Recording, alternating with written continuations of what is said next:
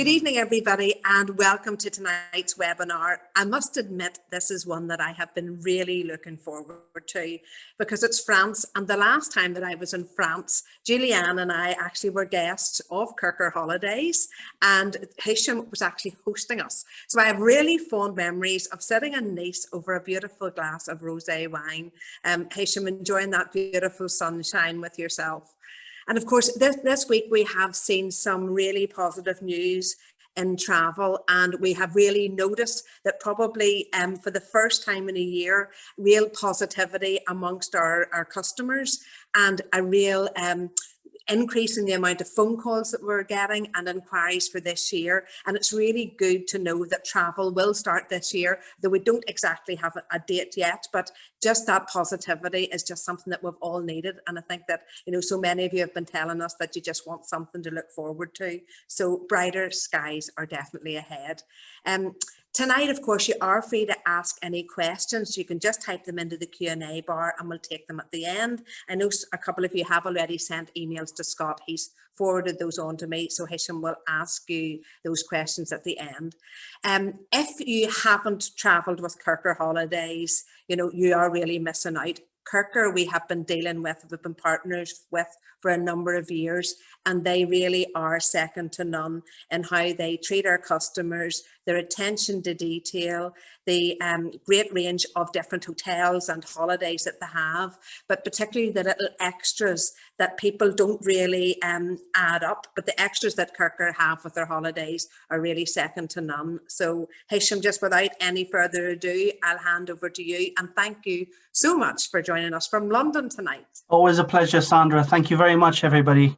Sandra, thank you very much for inviting us. As usual, it's a pleasure to see you, let alone talk to your clients as well. So I'm going to try and just inspire you all this evening. I'm going to talk about lifetime experiences, and in mind, we have to keep, you know, the social distancing that basically is going to become the norm going forward, and the things that you can do. So I'll talk about things like the Orient Express in a minute and barges and so forth. So please do bear with me. I'm going to try and put on my presentation now.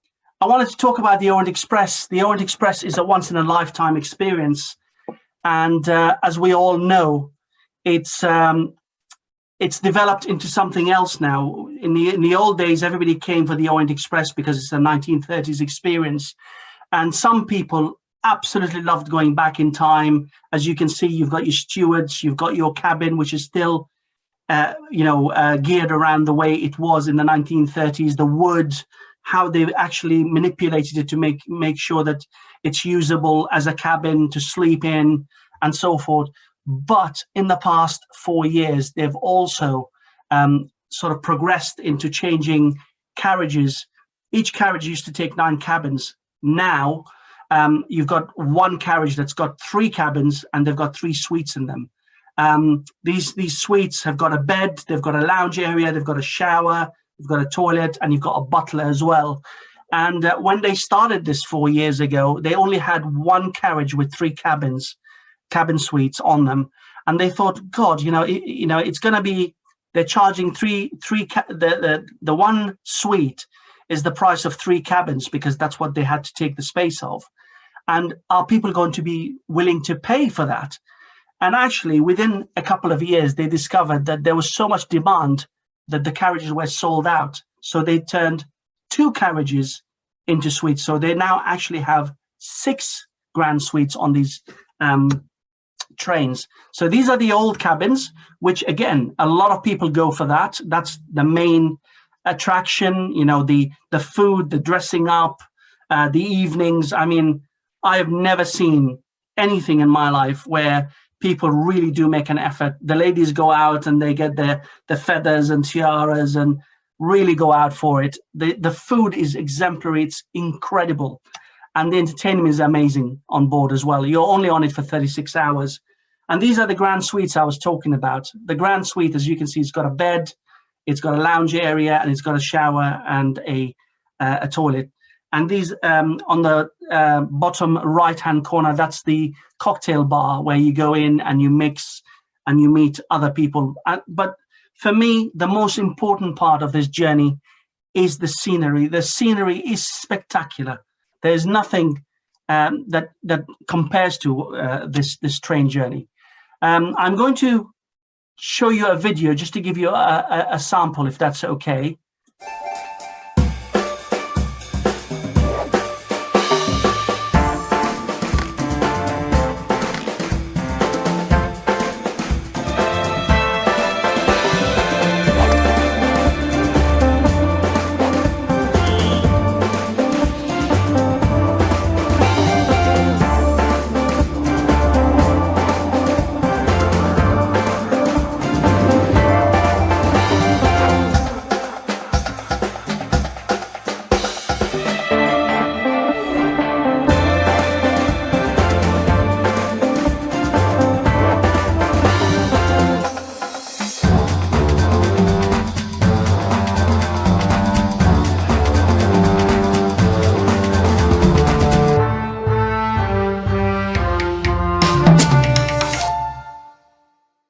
So these are some of the routes that they do. They cover Venice, they cover Budapest, they cover Verona, and once every year they cover Istanbul. It's one of the longest journeys.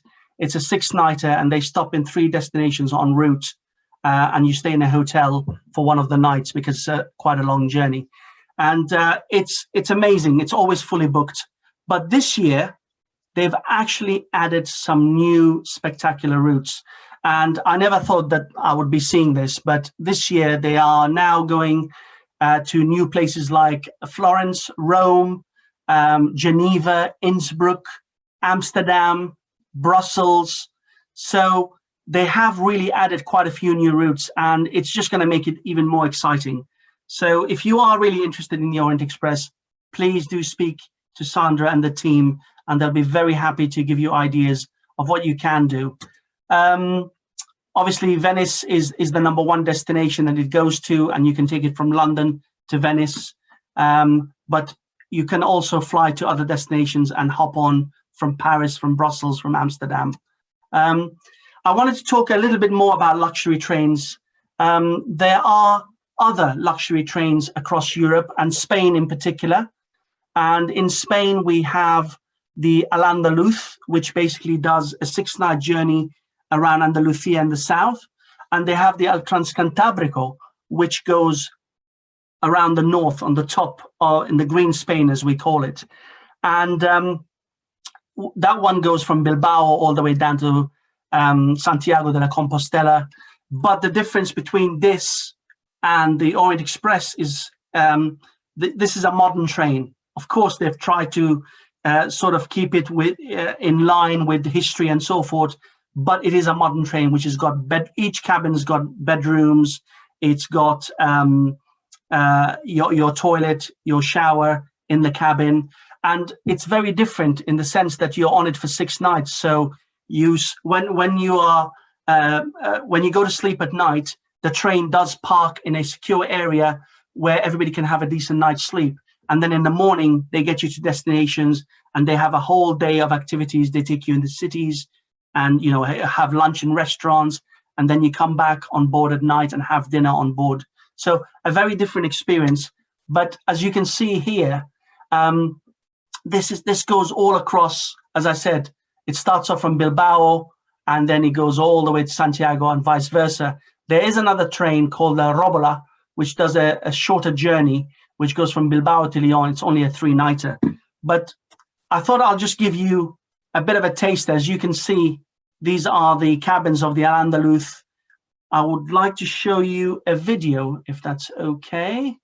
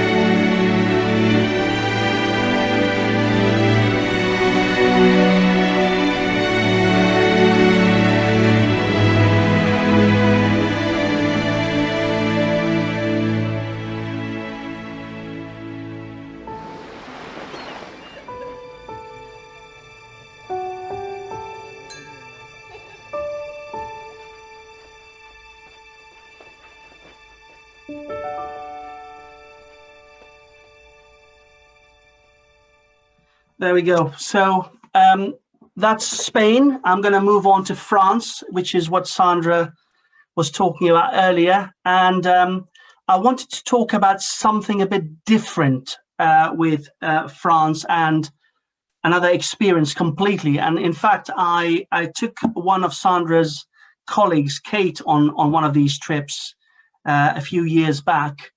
And these are floating villas. These are luxury barges, and people might say, what's a luxury barge? Well, these people have been going since the 70s.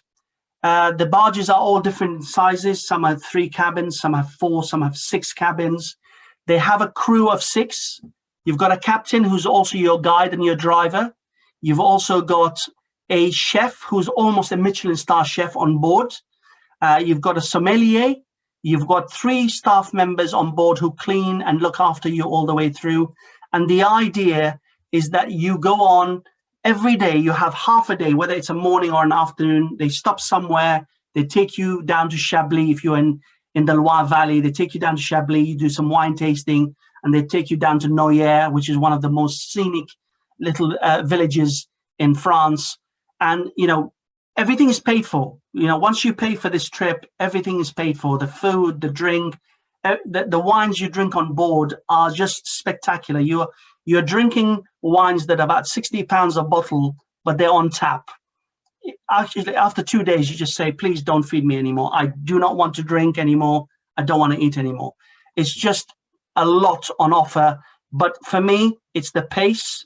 You've got a deck area, you've got a jacuzzi, you've got indoor air conditioned. So if it's too hot and you don't want to be in the sun, inside you can be in an air conditioned lounge.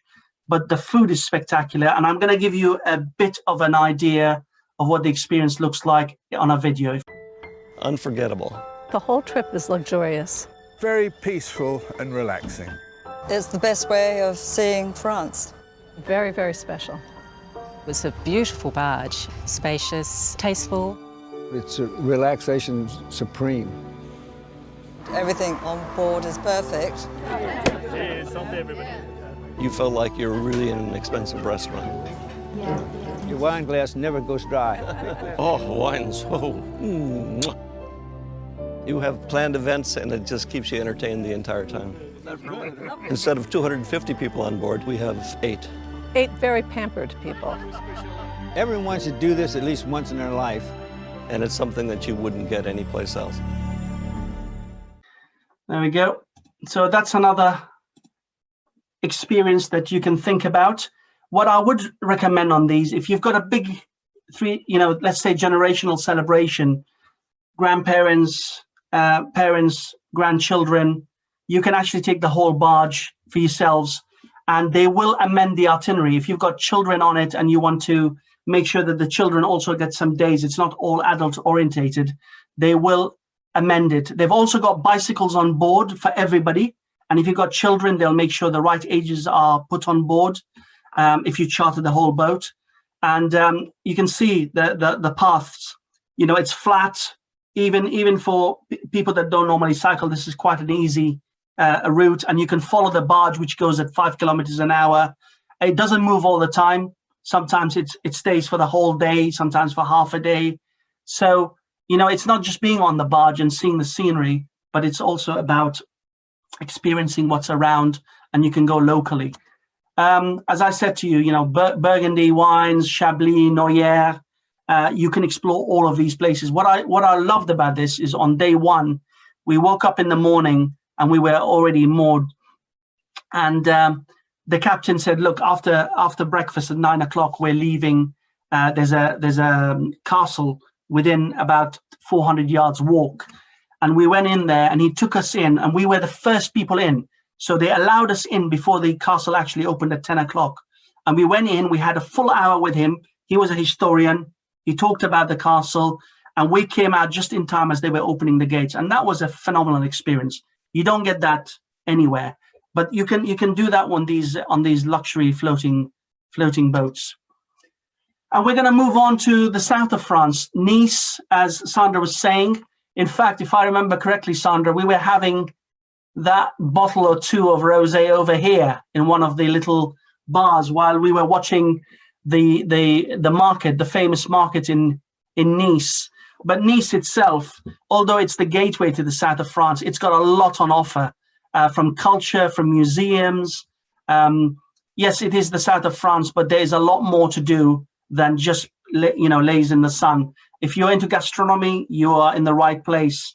Sandra, if you remember as well, we went to Le Perouse, one of our favorite hotels, which is right there, just beneath the castle. Fabulous. There's so much. And from this hotel, you can actually have views of the Promenade des Anglais from the side. You've got the whole view looking down on it. And from there, you can travel all across the south. You can go to Menton. Menton, for me, is a nice blend. It's right on the Italian border. I say it's the more affordable part of the south of the Cote D'Azur. It's a seaside town. It's got a lot going for it. There's a promenade with a lot of beach bars, gastronomy. Again, the gastronomy is a mix between Italian and French. And then you've got the Jean Cocteau Museum. There's so much going on in Menton. I love it. I go there whenever I'm in the south. I go down here. There's my my favorite restaurant here, where I go and get my moule frites. It's wonderful, and it doesn't cost you a bomb. It's very affordable. There's so much you can do that part of the south. Then you can go up. You can go from Nice, Cannes, go up to the medieval town of Mougins.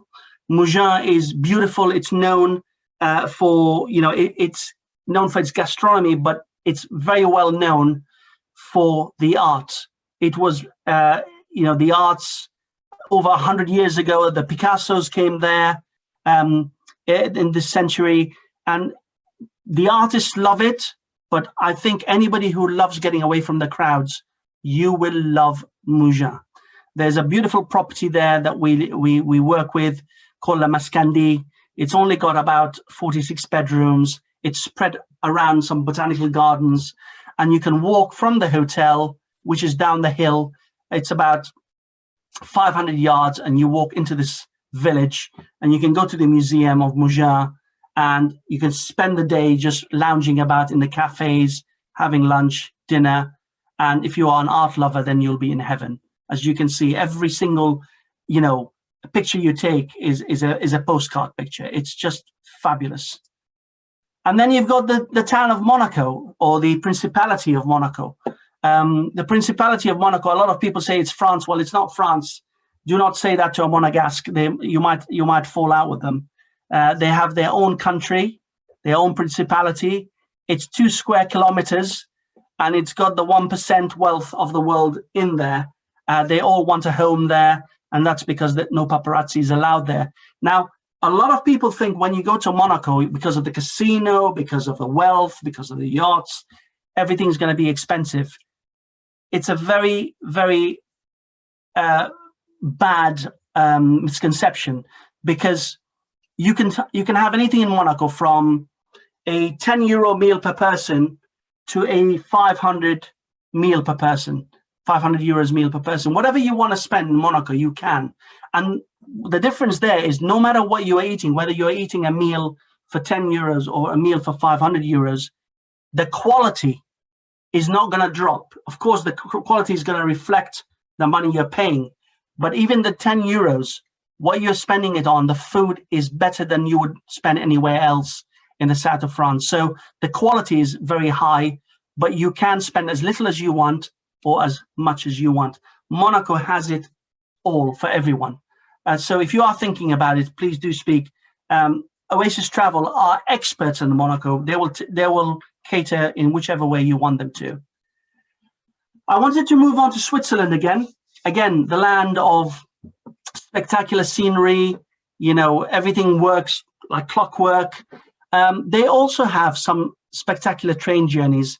And one of the train journeys I wanted to talk about was the Glacier Express, which again, if you really are into scenery and you want to experience something different, you can go from Zermatt all the way to St. Moritz.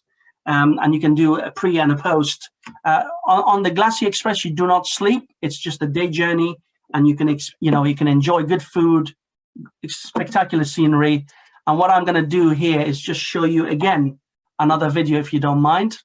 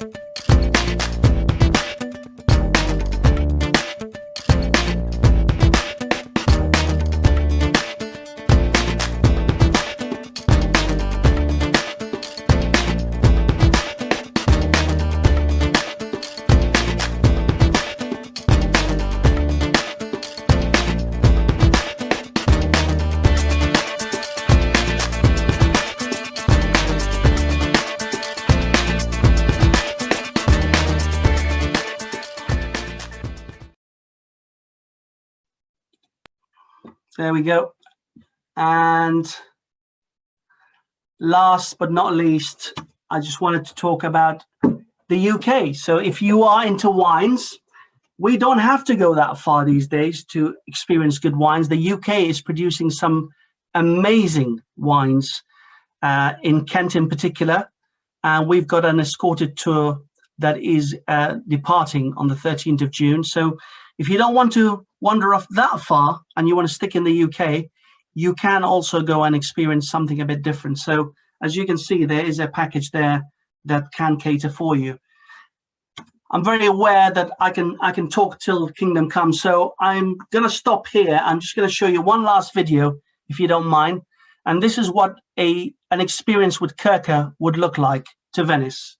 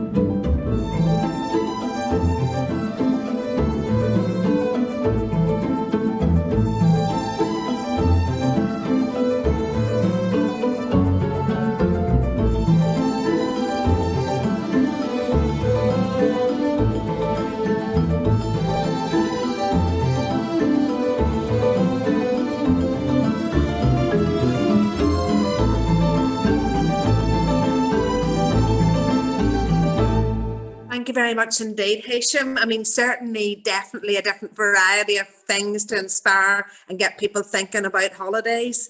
I have a few questions for you, Hisham. And there's one I'm not sure whether you're going to be able to answer, but this is, first of all, a one from Daniel, who had previously a one-way booked from London to Paris on the Orient Express, you know, the day trip that had to be cancelled. Yes. Tried to rebook it, but it was not available. Now, are those restarting again? Do you know, Hisham? Is it possible to do this? This is actually one that I did for my when was, I think more importantly is, when was Daniel supposed to go? I don't know. It's just okay. through an email. So they will start again. They will start again because of what's going on at the moment. They were due to start in March. Obviously, that's not going to happen now. But there is definitely hope for June. There's definitely hope for either end of May or June at the moment for them to restart. So yes, if it does, if we are allowed to travel, I mean, Orient Express are definitely gonna come back, and they are waiting because they've got so many people booked. And if he's got a booking with them, I don't know, if he's cancelled, he might have a problem getting it rebooked. But if he's got the booking, make sure whatever you do, you defer it, do not cancel it.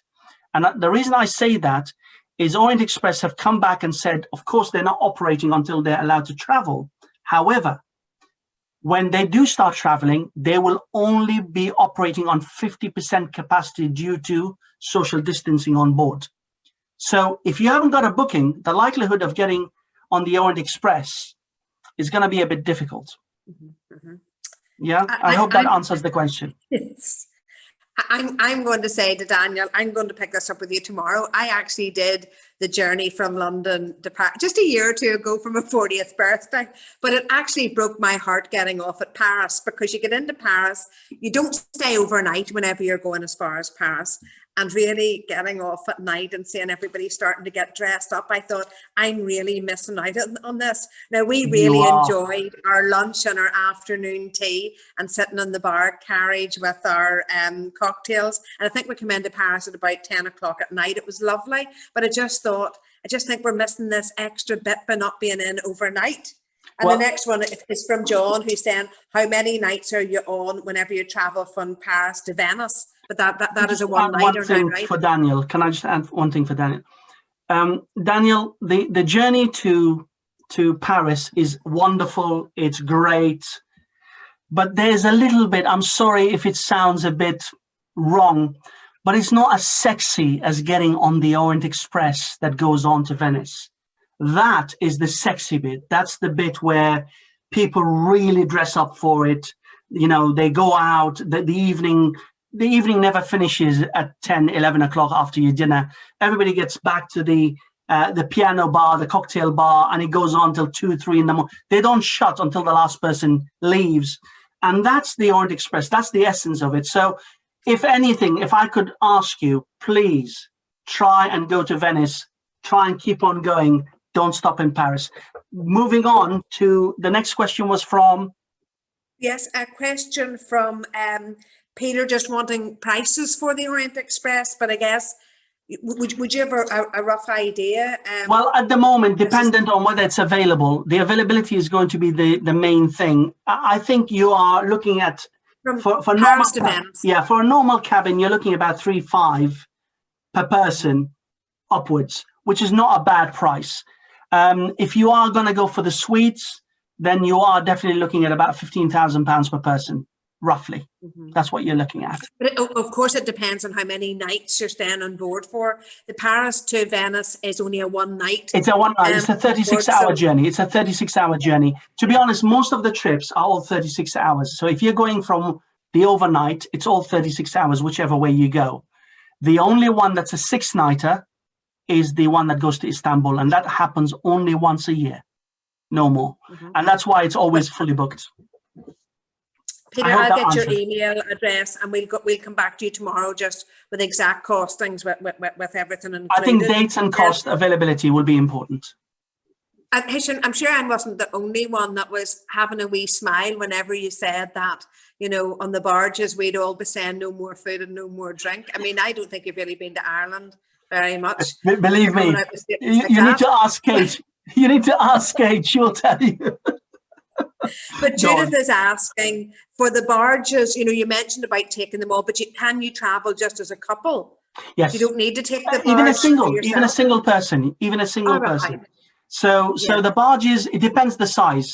Most of them, as I said, they're from 3 cabins to 6 cabins, and some have 8 cabins. And so they're normally for couples. And that's the beauty of it, that you can just go in, everybody eats together, everybody does everything together. So if you are going on that, you're already traveling with like-minded people. Not everybody finds that to be their thing. But yeah, you will make lifelong friends on these trips. They're very easy. The passion there is the food and the wine. Everything you eat is bought from that village where they stopped that day. The wines, the cheeses, everything is done from scratch. And that's the beauty. So you're eating exactly. I don't know if some of you watched it, but Rick Stein did a program on these barges many years ago. And we actually sent him on these barges. We did it for him. And he came back and these barges suddenly went ballistic. But these guys have been operating since the 70s. It's all about food, gastronomy, scenery, but the pace is very, very slow. Even if you are one of the busiest people, once you get on board, you've got no choice. You've got to really let go, because you're not going to be on your phone. If you are on your phone, you're going to feel very awkward because people are just there to relax. Yeah, we have sold them before just for couples, and you know, there's one couple in particular who very much like their own company, and I was surprised that they picked a holiday like this, but you know, they had an absolutely fantastic time because they said, just like you're saying, Hisham, that they were traveling with like-minded people, they met new friends, and they really, really enjoyed the experience and the Well, it's sharing, isn't it? When you're sharing, you've got no choice. You know, you're Yes, sharing, yes. you're going on trips together, and it's a very small group, you know, 8 Yes, people, 10 yes. people. You've got no, you know, it's very hard to isolate yourself from that.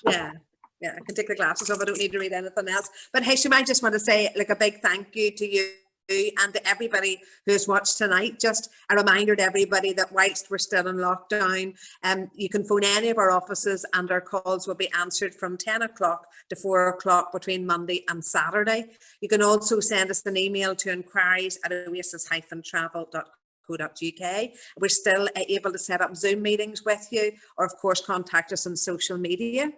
Next week, we have 2 virtual events. So next Wednesday night, we're going to be looking at Greece. So we'll be looking at the mainland of Thessalonica and Halkidiki. Then we'll be moving on to the Athenian Riviera and Athens. And then, of course, looking at some of the new properties on the Greek islands. And next Thursday, it's Sri Lanka and the Maldives. So thank you again. Thank you, Hisham. And everybody, enjoy the rest of your evening. Thank you very much, Sandra. Good night, everybody. Good night. Good night.